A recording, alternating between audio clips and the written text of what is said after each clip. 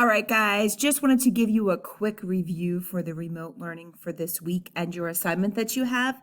So just a reminder, when you're in the stream, the assignments are not going to be posted there. Let's jump to classwork.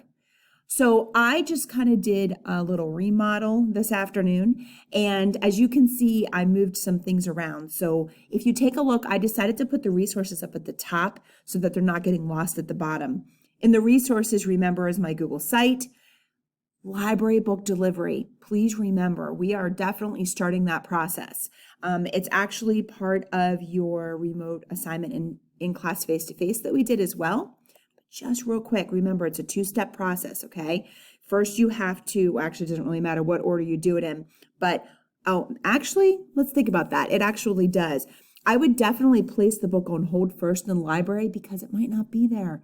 So place the book on hold first, then actually fill out the Google form. Remember, you've got to do both because Mrs. Hershey, the librarian, won't know where to deliver the book or which teacher or which classroom if you don't do the Google form, okay? And just a reminder, because I only see you once a week, the librarian has been nice enough to deliver the books to the classroom.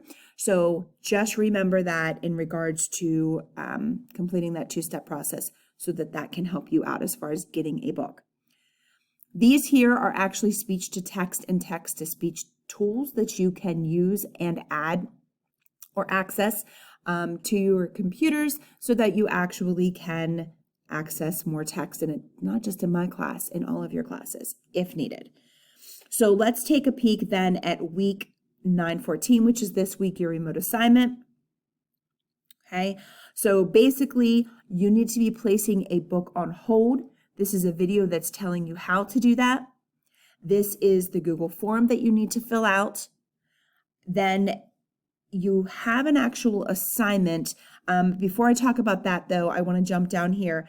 I just added this earlier this week.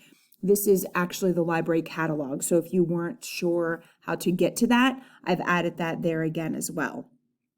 Okay, so let's take a look at the actual assignment that goes along with the book that you're putting on hold. And just a reminder, you can decide not to go to the library. You just have to make sure that you bring your own book from home. And if you are using any type of audiobook, that would be acceptable as well. So let's jump into this. And you can see that you're being asked to insert a picture of your hold screen here. So that is the book that you might have decided to put on hold in the library. Remember, how to take a screenshot is actually on the post that's here too. But if you need to take a picture of just a book that you have in your hand, remember you can go to Insert Image and you can use the camera feature to do that. Okay, then explain why you chose this book to read. Use at least 3 complete sentences in your response.